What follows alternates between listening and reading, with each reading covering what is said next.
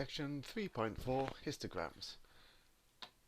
This is a type of graph. A histogram can be used to represent continuous grouped data.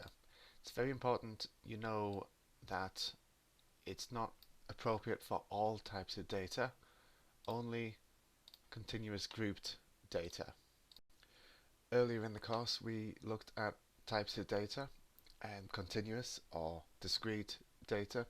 Let's have a quick recap by going to a great website called mathsisfun.com. So here's the definition of continuous data, and that's data that can take any value within a range. For example, people's heights could be any value within the range of human heights, not just certain fixed heights. So if we said people's heights could only be 150 centimeters or 155 or 160, of course that just isn't true. That would be an example of discrete data. Of course that's not true. People's heights can take any value within a sensible range, so that is continuous data.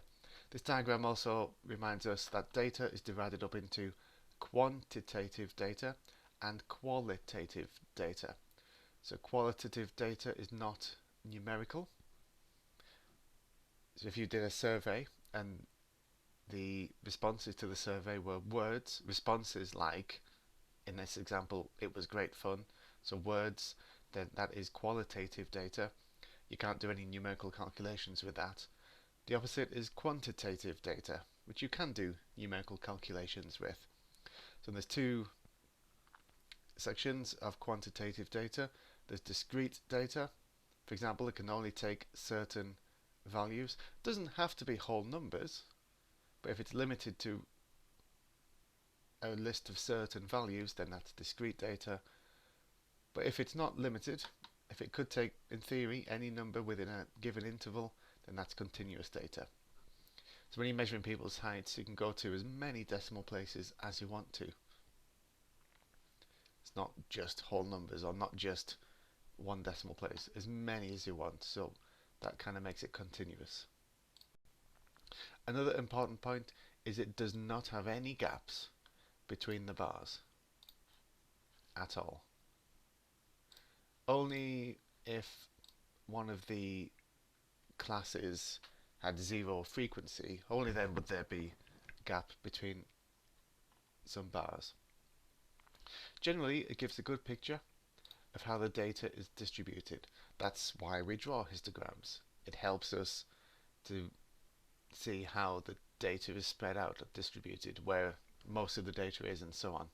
It shows both location, so it gives us an idea of where most of the data is located, the shape of the data, is it symmetrical, is it skewed, and also spread.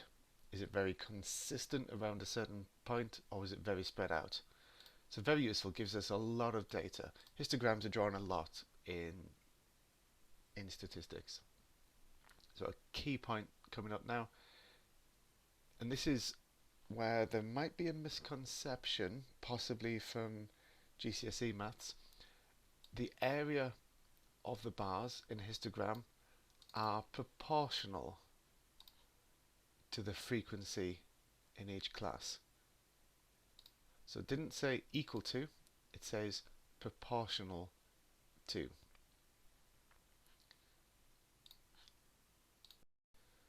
Alright, I've just added this bit in. Area is proportional to frequency. I recommend you put that into your notes. That symbol, which you probably met at GCSE. If not, it means proportional to. So it's really important. The area of the bar is proportional to the frequency in each class. On the vertical axis of a histogram, we always have this thing called frequency density. Okay, vertical axis, always frequency density. Not just frequency, but frequency density. So if we go back to this, area is proportional to frequency, and take it one step further. If area is proportional to frequency, then we can say the area is equal to some unknown constant. I'm going to use k for that constant multiplied by frequency. If area is proportional to frequency, that means area is equal to something multiplied by the frequency. You could call that the constant of proportionality if you want to.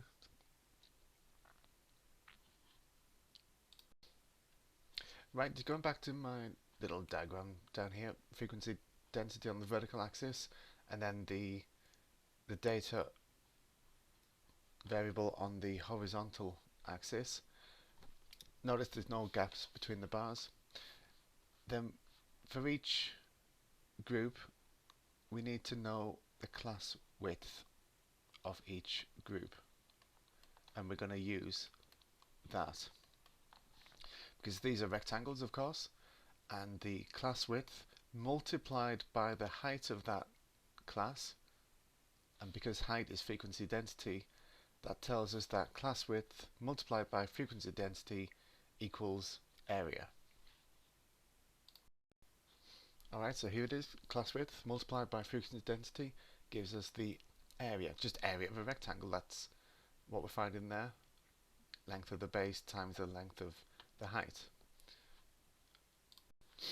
So if we rearrange that to make frequency density the subject, we get frequency density equals area over class width. So frequency density is calculated by doing I'm not going to type it out, but frequency density is area over class width. But do remember that the area is proportional to the frequency. So if I go back to the printed notes now, I'm going to put a box around this bit. This is something you need to know. To find the frequency density, it's going to be proportional to the frequency over the class width. Quite often k is 1 when we're drawing a histogram, and if you're drawing a histogram yourself, then you're free to choose k is 1, but you don't have to. And sometimes you might be given a histogram in a question and you've got to figure out what k is. What is the constant of proportionality?